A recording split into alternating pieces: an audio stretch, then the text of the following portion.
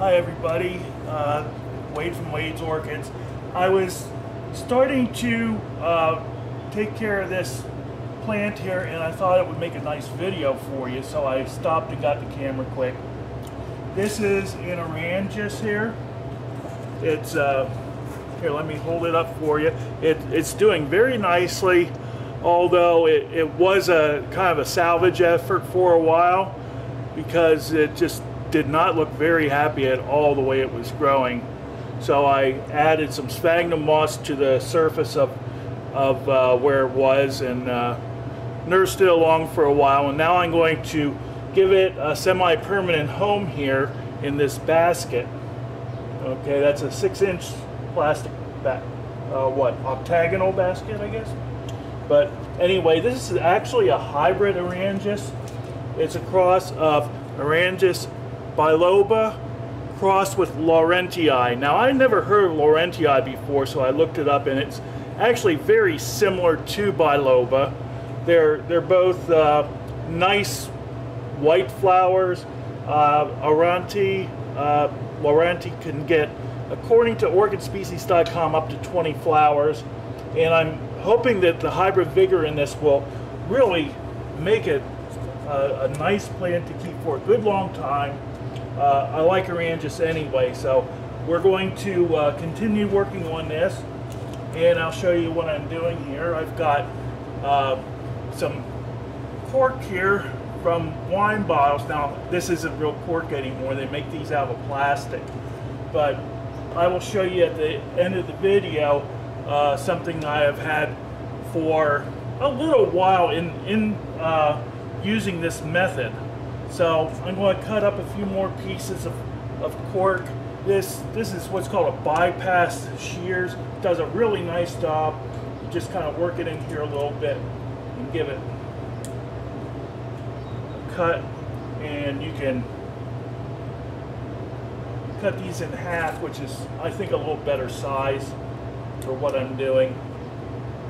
What I want to do here is, the sphagnum gives it a lot of nice moisture in that, but we also want to keep air movement going. So I'm putting in quite a few of these to help keep it aerated, and this seems to be a really nice method here. So I've got another layer of it here. As I said, I did start, so I have some cork and some moss in here already. Now I'm going to place this in and work it around a little bit. Sometimes just turning it lets you work it down in so you have it where you want it.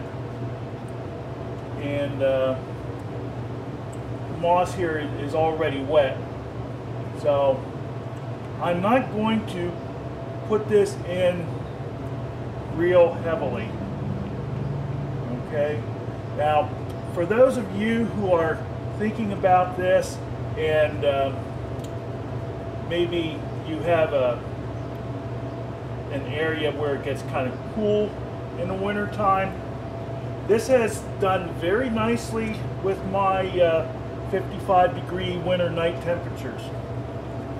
So even though on orchidspecies.com, where I looked at, it says that it's a warm to hot grower, it is at least moderately tolerant.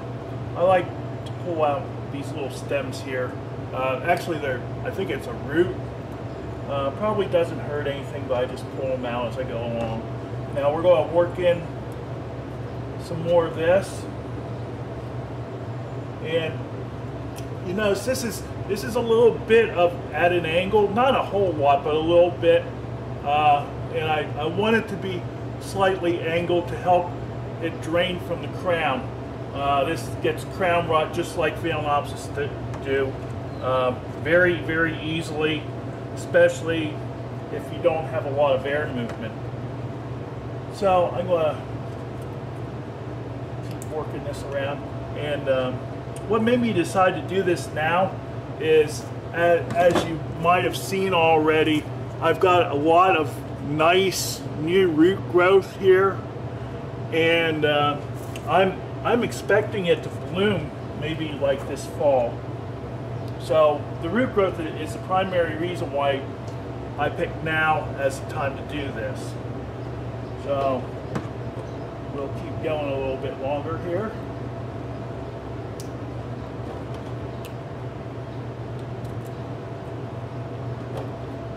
Try to make some quick work of this.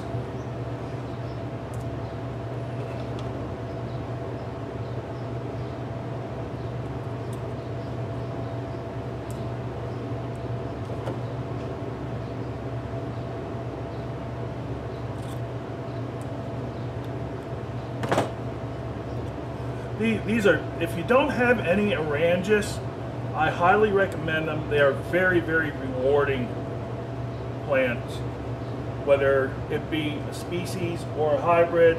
There's some really nice hybrids with angraecums, which will be very nice.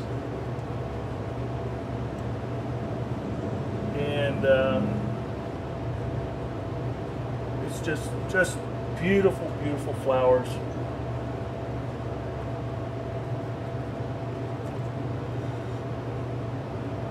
Of course, as far as orchids go, I must be easy to please because I like all orchids. That's all there is to it. So we're getting this filled in here.